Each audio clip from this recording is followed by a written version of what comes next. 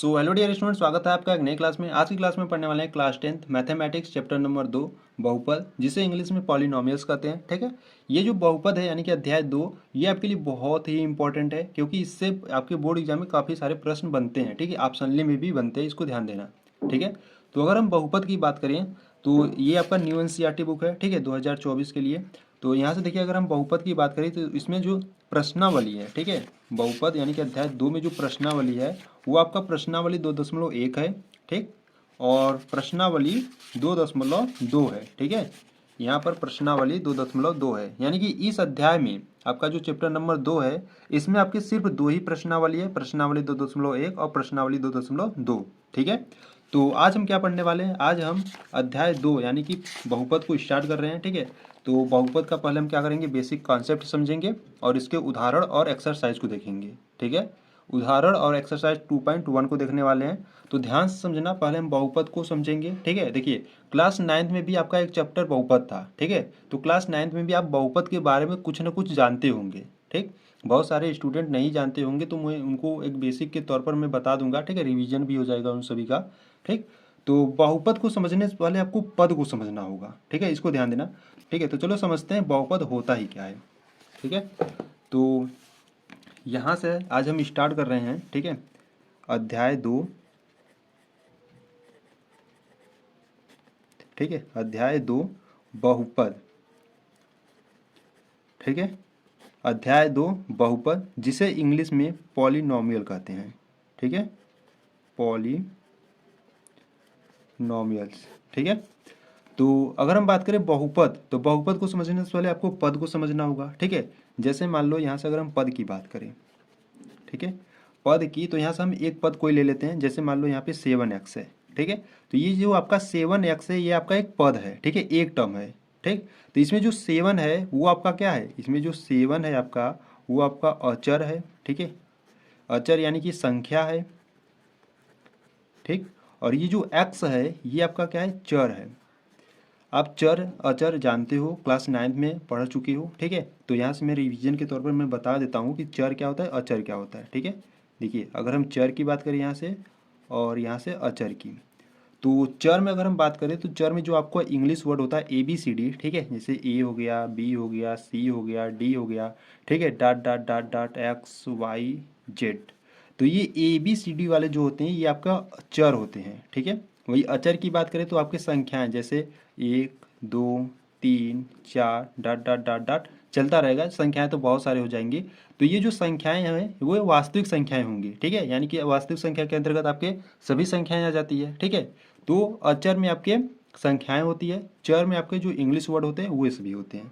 ठीक है, तो यहाँ से पद क्या है, पद यहाँ पर आपका 7x है, तो 7 आपका क्या है, अचर है, और x क्या है आपका, चर है। यानी कि चर और अचर का जब आप गुणा करते हो तो एक आपको एक पद मिलता है। ठीक है, जब यही पद एक या एक से अधिक हो जाते हैं तो आपका एक बहुपद कहलाता है। ठीक है, जब यही पद एक या एक से अधिक हो जाएंगे तो वो आपका बहुपद कहलाएंगे।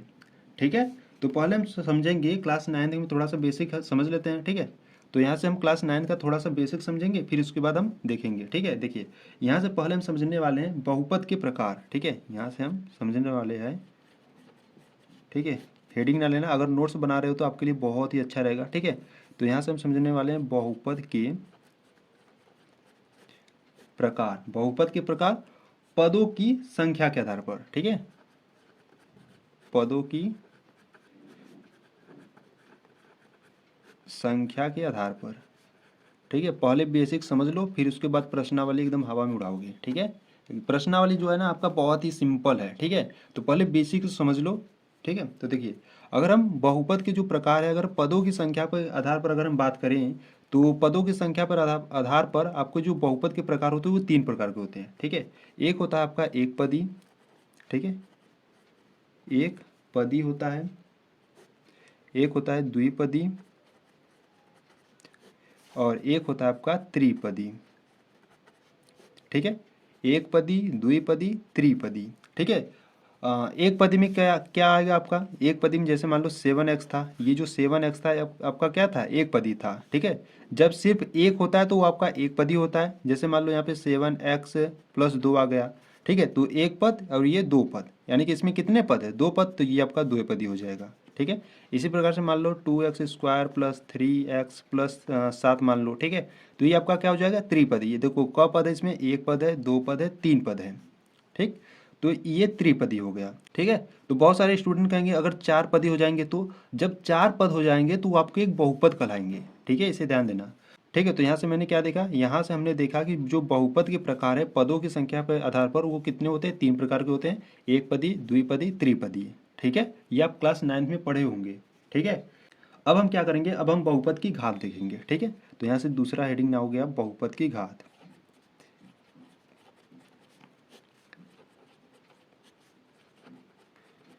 ठीक है, बहुपद की घात।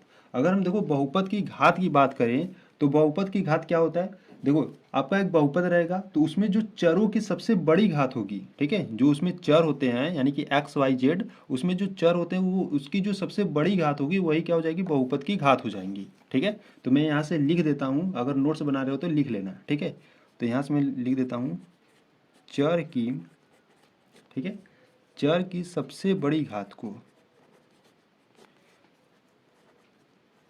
चर की सबसे बड़ी घात को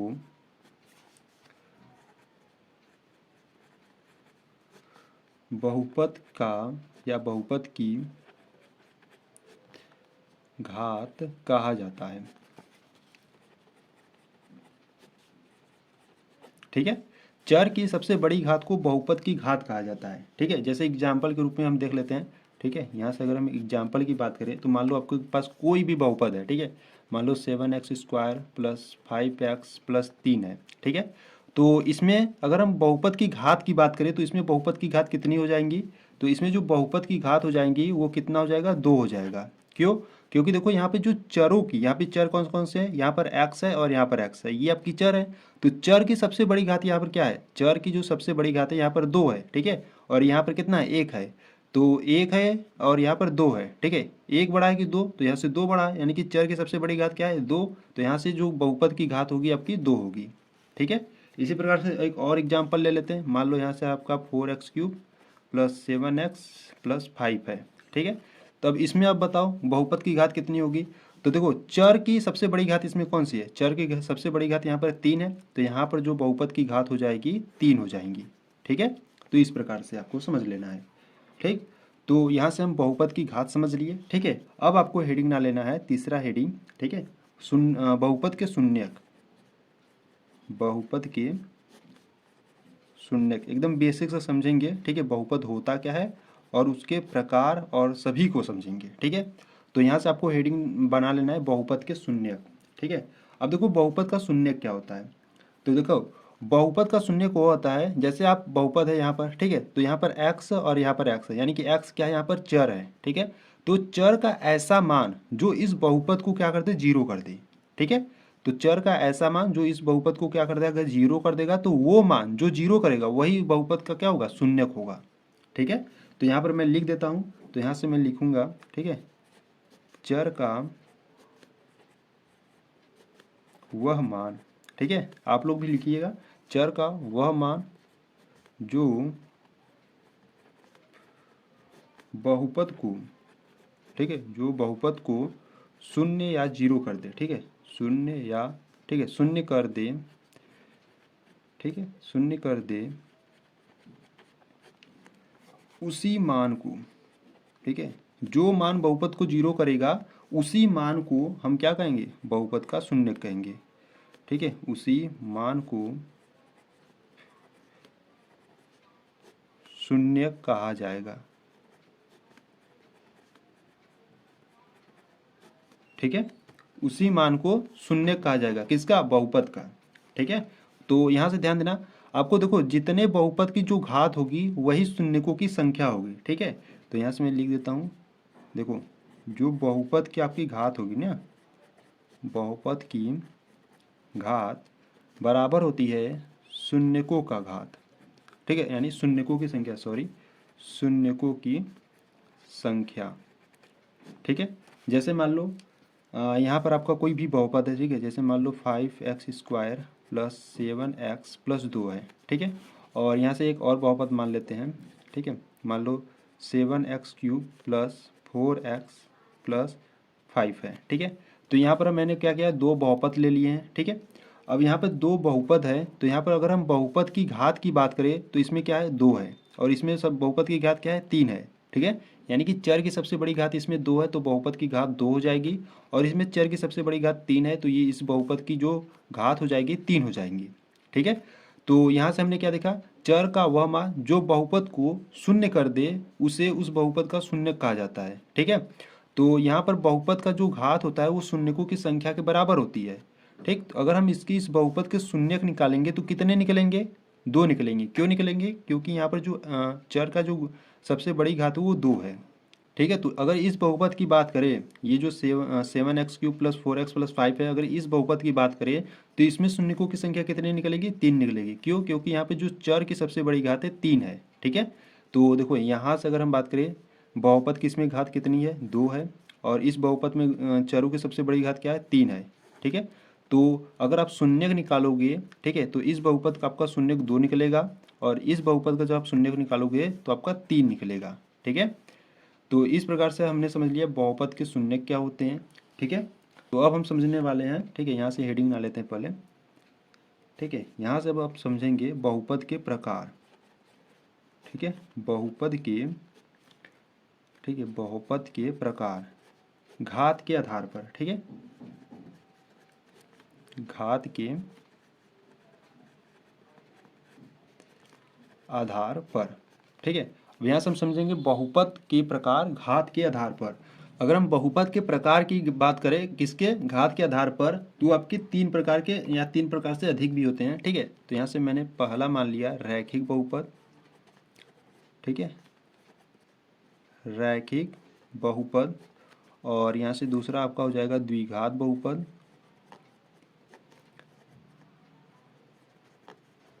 ठीक है, और यहाँ से तीसरा मान लेते हैं त्रिघात बहुपद।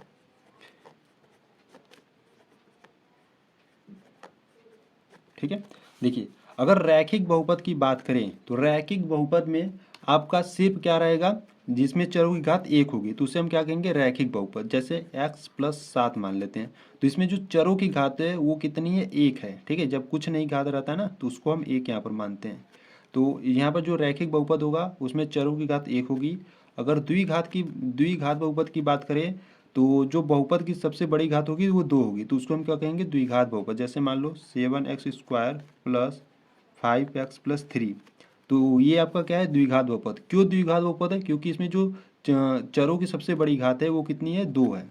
ठीक है, अगर त्रिघात बहुपद की बात करें तो मान लो यहाँ से 8x³ प्लस का 7x प्लस का 5, तो ये आपका क्या हो जाएगा, त्रिघात बहुपद। क्यों, क्योंकि इसमें जो सबसे बड़ी घात है वो 3 है। ठीक है, चरों की सबसे बड़ी घात क्या है, 3 है, तो ये हो जाएगा त्रिघात बहुपद। ठीक है, तो ये आपको ध्यान देना है। यहाँ पर अभी हम पढ़े थे कि बहुपद के प्रकार पदों की संख्या के आधार पर, तो यहाँ पर एक पदी, द्विपदी, त्रिपदी था। ठीक है, पर यहाँ पर जब हम देखें बहुपद के प्रकार घात के आधार पर, तो इसमें आपको टर्म आपको ध्यान नहीं देना है। ठीक है, यानी कि पद आपके चाहे जितने हो सकते हैं, बस आपको ये ध्यान देना है कि जब रैखिक बहुपद रहेगा तो इसमें जो चरों की जो सबसे बड़ी घात होगी वो कितनी होगी, 1 होगी। अगर द्विघात बहुपद होगा तो उसमें जो चरों की सबसे बड़ी घात होगी वो 2 होगा। अगर त्रिघात बहुपद होगा तो वो चरों की सबसे बड़ी घात क्या होगी, 3 होगी। ठीक है, पद चाहे जितने हो सकते हैं। ठीक है, तो इस प्रकार से हम बहुपद के प्रकार घात के आधार पर समझ लिए।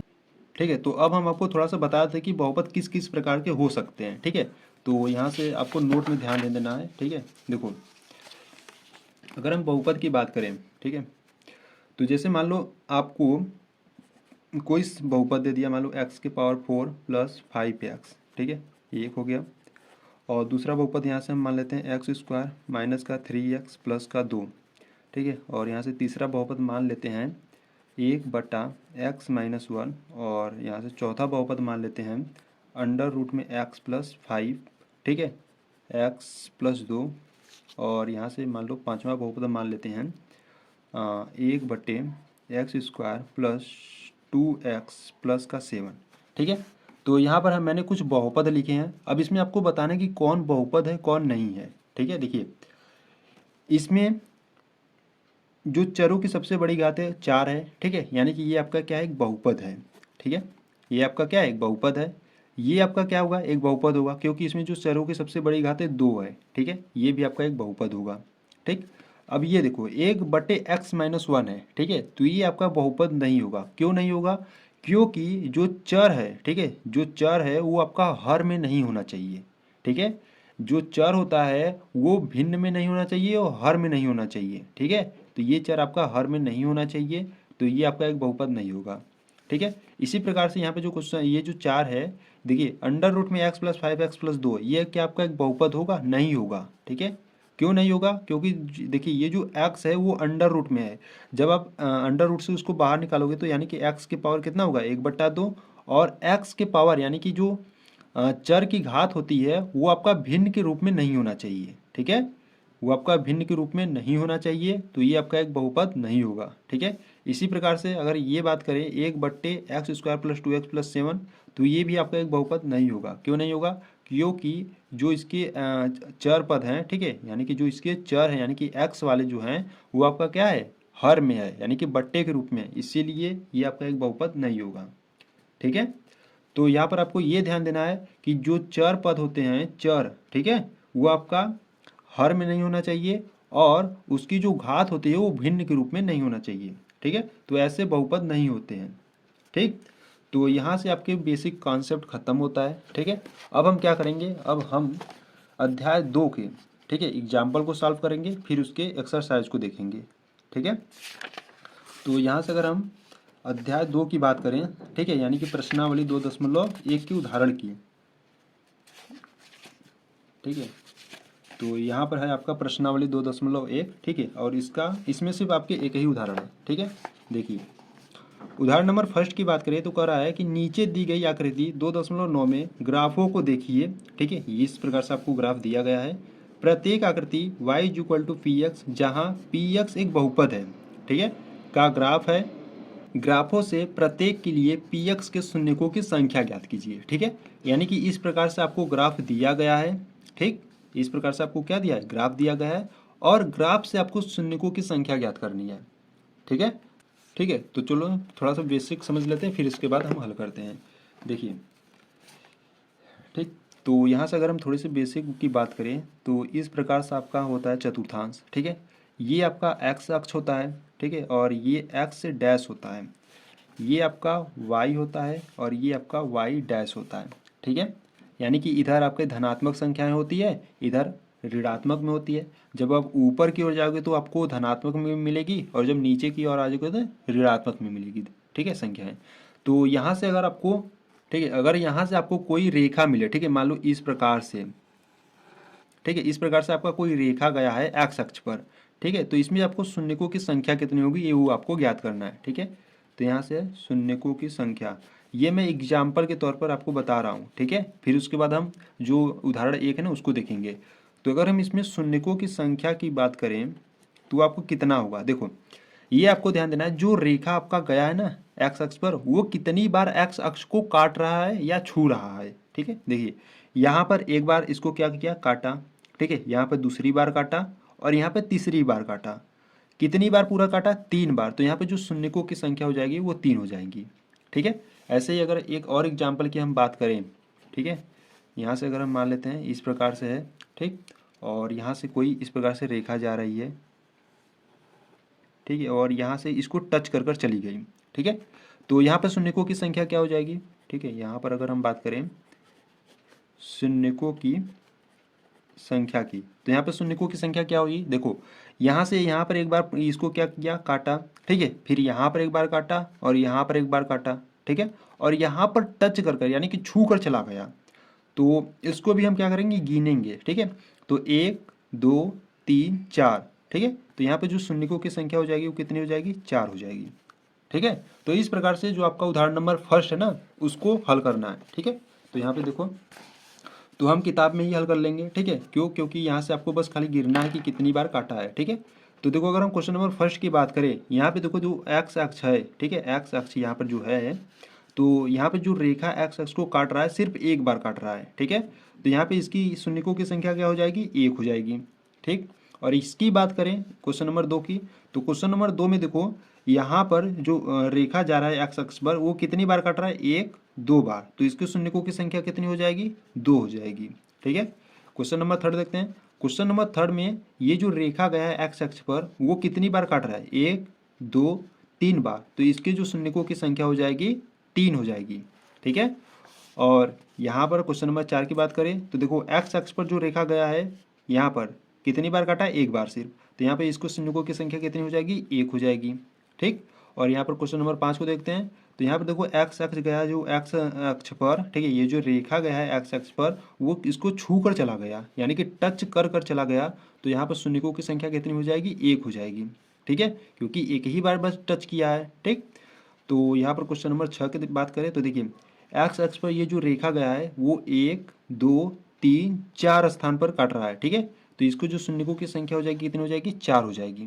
ठीक। तो यहाँ से आपका उदाहरण नंबर फर्स्ट आपका कंप्लीट हो गया। ठीक है। तो अब प्रश्नावली 2.1 को भी देख लेते हैं।